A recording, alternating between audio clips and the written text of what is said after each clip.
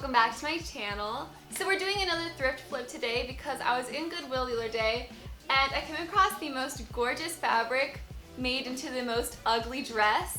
And I just really want to give it a new life and make a really pretty dress out of this because honestly this fabric was done dirty, I'll be real. And so I spent $7 on this dress and it is way too big for me. And it's just this simple V-neck dress. And so these kinds of dresses are just really simple and easy to thrift. Like there's nothing really special to it. It has a few layers of this sheer fabric and then a lining. And I just want to make it into something much cuter and more trendy. So let's get started. Alright, so here is the first look at the dress before I get my little hands on it.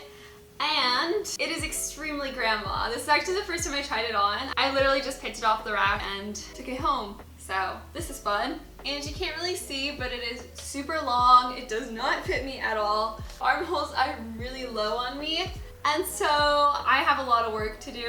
And what I'm envisioning for this dress is I'm going to keep a same kind of V-neck shape. I'm going to bring up the shoulders a bit and make this lower. And then I'm going to do like some cute ruching underneath and of course cut the length. And I think I also have to add a zipper in the back because there is no zipper. Oh yeah, and also all of these are like different layers attached to this lining. So not totally sure what I'm gonna do with that yet, but hopefully we can make it cute.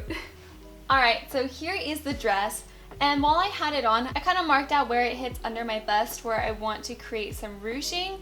So now I'm just going to kind of cut that out in a light V shape in the front and just straight across the back. And the reason this fabric is shifting so much is because this dress was actually cut on the bias, it looks like, which means that it was cut on the diagonal, so it stretches this way and this way, but not this way or this way. And so it just makes it a little bit more tricky to line everything up, but I'm gonna do my best. And now I'm going to take our dress and I'm going to fold it in half so that the V-neck is fully lined up on the side. And I'm going to make sure all the seams are laying with each other so that everything is like lined up the way that it should be. And then this side right here should be the shortest and it should curve down and go straight across the back. And now it's time to make the first cut.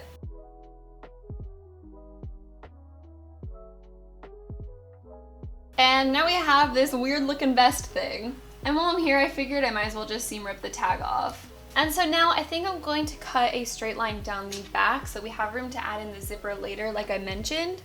And so again, I'm just going to match all of these seams up and just cut straight down it. And I thought that I would want to take up the shoulder seams to kind of bring the armholes up a bit, but I think actually just sewing the side seam here will make them smaller already. So I'm going to open the side seam up and I'm going to make it smaller just by sewing across this seam here on both sides. But it's important to match up this seam here so that everything will still lay normally.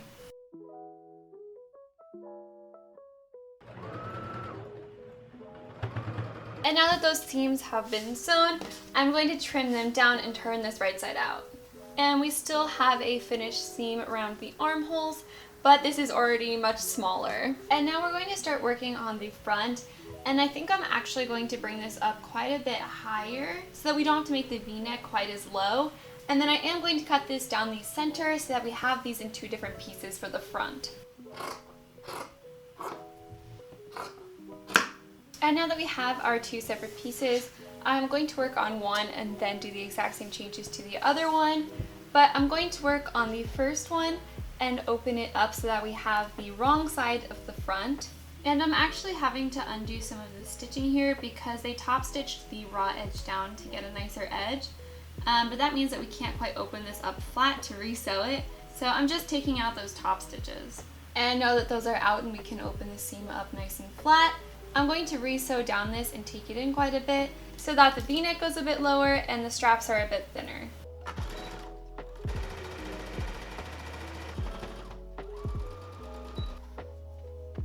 And then I'm going to trim this down and turn it right side out. And that V-neck looks a lot better, so I'm going to make the same adjustments on the other piece.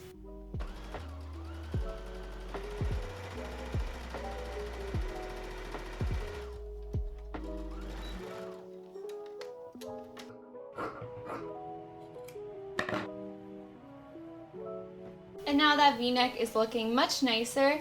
And the last little thing we're going to do on this bodice for now is where we're going to push all of the raw edges towards the lining and top stitch them down, because again, it's going to give us a very nice crisp seam. And I'm just going to do that all around the neckline. And around the shoulder seam, it gets pretty difficult to keep going, so I'm actually going to cut it and go from the other side to just finish up that seam.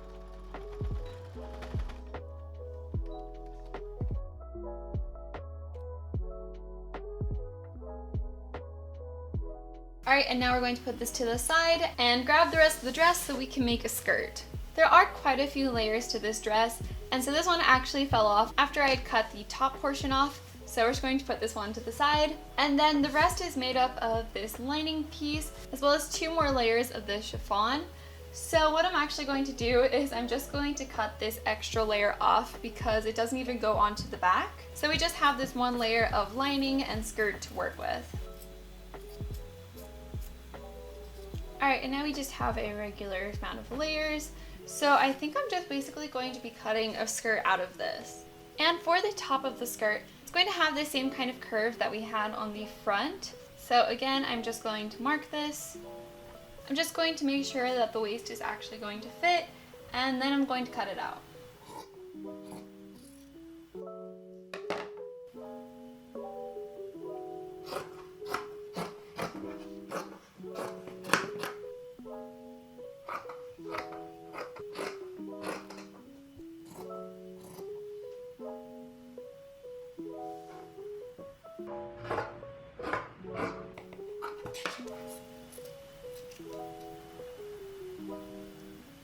Alright, and so here is my front piece, and so this length across is a little bit larger than my waist so that I just have some wiggle room, and this curve is the same as the one on the front. And then I just kind of followed the old seams down either side.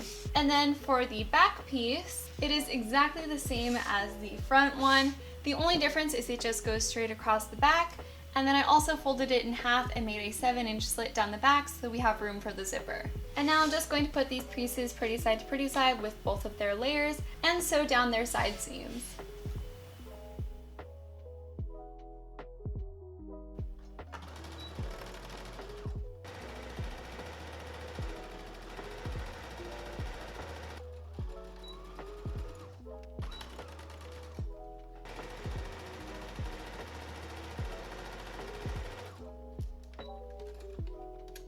And now I'm going to serge down these edges, but if you don't have a serger, a zigzag stitch will also get the job done. And now we are getting close to finally attaching the bodice to the skirt. But before we do that, I'm going to baste these 2 layers together all across the top of the skirt and the bottom of the bodice, just to keep everything nice and together. But on the very front of the bodice, I'm actually going to add 2 parallel basting stitches so we can gather this up a little bit as we're sewing it. And a basting stitch is just the longest stitch on your machine, so I'm just going to use my straight stitch but change the length.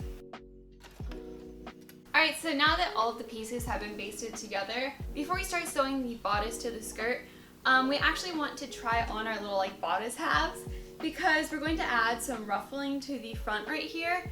And so to do that, we're just going to pull on 2 of the basting stitches on the same side of the fabric. And you're just going to want to see how much ruffling you want and the exact placement before we actually start sewing these together.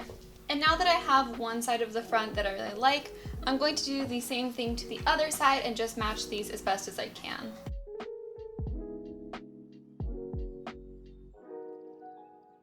And now that these pieces are nice and even, we're going to take our skirt piece. And at this peak here, this is the very center of our skirt. So I'm going to match up either of these pieces on either side of the curve. And we really want these front pieces to be touching, so I'm going to be pinning those in place first and then kind of lining everything up after that. And now that these are all pinned, we're just going to sew all across this edge.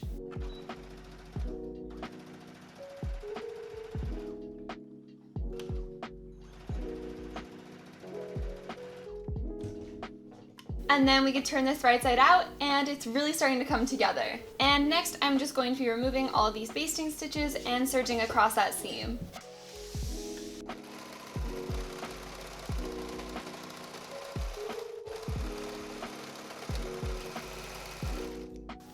Alright, looking cute. And now, I wasn't planning to do this originally, but I think I want to add a slit in the skirt just to make it a little bit more like fun and fresh. So I just tried it on and marked where I want the slit to go, and now I'm just going to cut straight up to that point.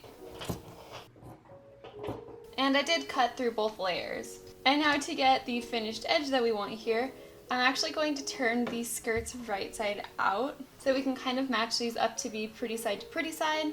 And then I'm going to pin their raw edges together around this slit. And once this is pinned, we can carefully sew around this. And now when you turn it right side out, you should have a pretty much finished edge around this little slit, except for the very bottom right here because my lining actually doesn't go all the way down to the skirt. So I'm just going to fold over this little raw edge twice and then stitch it down. And while I'm at it, I'm also going to top stitch the lining layer to the outer layer around the slit just to make it lay nicer.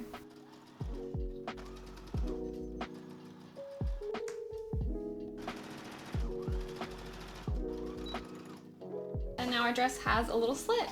Okay, well, I just tried on the dress to mark out where the zipper should go in the back.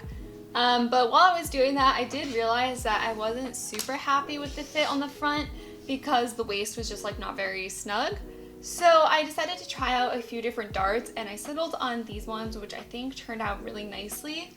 But I just basted them, so I thought I would show you guys how I do them and then sew them in for real. And so all I did is I flipped our dress onto the back side, and I put my pins all down the center here so I can make sure that these darts were even on either side. And then I went 3 inches from either side of the center to start my dart, and I'm grabbing both layers of the organza and the lining and sewing them at one time. And then all I did is I folded this section in half here, and I started my seam all the way at the very top here and then curved in for 1/2 inch and then curved it back out so that the dart just folds back into the fabric. And I'm actually going to make mine just a tiny bit longer while I sew them for real. And so the total length of my dart is going to be 8 inches. And like I said, you just want to make sure they're even on either side, and then I'm just going to go ahead and sew them in.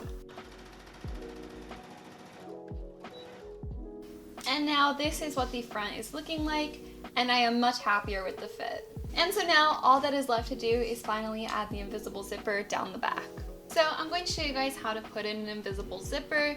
So I just took this one that I had laying around, and I already took it to the iron because they're originally going to look like this, and you're going to want to fold it so that it's laying nice and flat all the way down. And when you're sewing an invisible zipper, you want to get as close to the zipper as you can. And there's actually like a faint little line right here.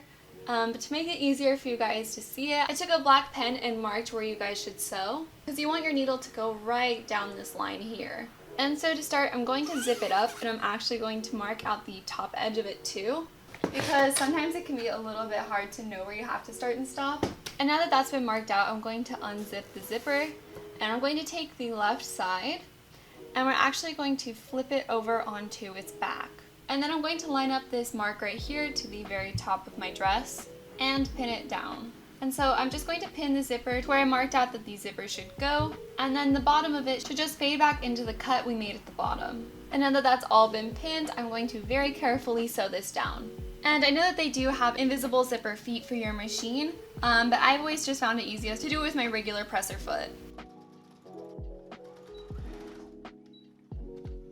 And now that the first side is sewn down, I'm going to zip this up again. And this time I'm going to mark out where the waistband hits and where we stop at the zipper, because it's really important that we make these even. And then I'm going to unzip it, and we're going to take the right side and flip it over. And then again, we're going to line it up and pin it to the other side, and then carefully sew it down. And now we can zip this all the way up. And if this is done well, once zipped up, you really shouldn't be able to see the zipper. And now we just have to clean the zipper up a tiny bit, because obviously we still have some scraggly ends here and at the bottom. And so for the top, I'm just going to fold this over to the other side and zigzag stitch this in place.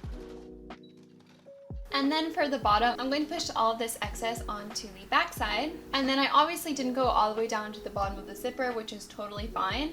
But now I'm just going to do a few stitches across the end here and cut off the rest.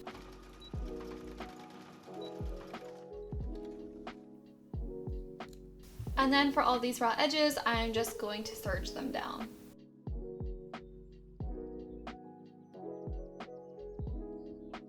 Well, normally we would still have the bottom of the skirt left to hem, but because I was able to use the old hem of the dress, this thrift flip is officially done. And here's the finished thrift flip.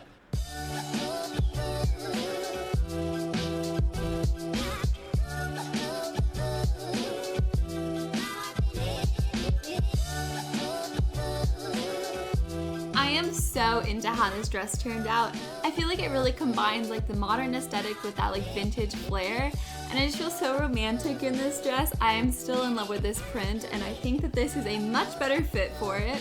And speaking of fits, this dress fits me so nicely. Adding the darts kind of last minute made a really big difference on this dress. And also the slit is definitely my favorite detail.